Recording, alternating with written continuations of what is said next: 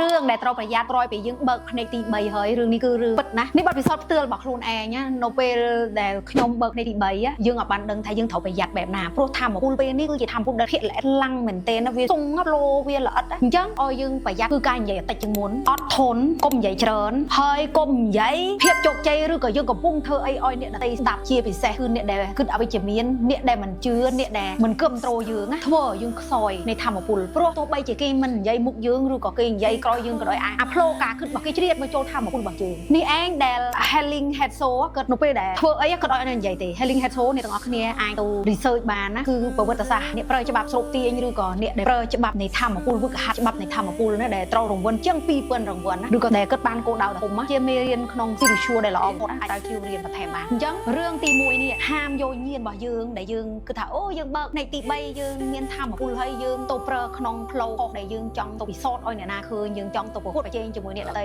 ឬក៏យើងចង់ធ្វើអីដែលចូលក្នុងអំពើអបាយមុខផ្សេងណាញៀនរបស់យើងនឹងមិនដំណើរការទេញៀនរបស់យើងមិនអត់ធ្វើការទេព្រោះញៀនមួយនេះណាគឺធ្វើការនៅពេលដែលយើងមានក្តីមេត្តាផ្លោនៃក្តីស្រឡាញ់ដែលយើងផ្ដល់អោយនៅលោកនេះដែលយើងចង់ជួយចង់ផ្ដល់អោយតើញៀនមួយនេះដំណើរការផ្ដល់លទ្ធផលឲ្យជីវិតយើងបានរឿងទី2នេះហាមឲ្យយើងនេះនៅជាមួយមនុស្សដែលគិតអវិជ្ជមានឬក៏មនុស្សដែលនិយាយទៅស្ដាប់អត់យល់គ្នាវារឿងជីបជប់ធ្វើឲ្យយើងនេះខ្សោយធម្មពលធ្វើឲ្យយើងនេះបាត់ passion របស់ខ្លួនឯងងើបឡើងអត់រួចរឿងទី3ដែលសំខាន់គឺកុំឲ្យយើងនេះធ្វើអីក៏ដោយគឺប្រទិនបញ្ញាបញ្ញាស្ដាប់តាមពាក្យសង្គមដែលគេថាធ្វើអញ្ចេះបានល្អធ្វើអញ្ចឹងបានត្រូវឬក៏ការយល់ឃើញរបស់គ្រួសារយើងមនុស្សនៅក្នុងគ្រួសារមនុស្សនៅជុំវិញខ្លួនយើងក៏ដោយត្រូវចាំណាអ្នកដែលបើកញៀនភ្នែកទី3ឬក៏បញ្ញាញៀនណាយើងដឹងថាយើងកំពុងធ្វើអីកុំជំទាស់បេះដូងខ្លួនឯងអសោះណាតែយើងតម្រូវមឹកអ្នកដទៃណាអត់តម្រូវចិត្តខ្លួនឯងណាយើងនឹងអស់ធម្មពលពីខ្លួនឲ្យបឺនអៅហ្មងខ្ញុំធ្លាប់កាលមកឡើងមកធ្វើអនឡាញដំបូងខ្ញុំធ្វើបានខ្ញុំមើលឃើញថាអូខ្ញុំធ្វើបានខ្ញុំអាចទៅរួចខ្ញុំសាងហ្វេនបានខ្ញុំលក់អីបានហ្នឹងតែនៅពេលដែលយើងដើរទៅជួបអ្នកដែលយើងក៏រកឬក៏អ្នកធំជាងយើង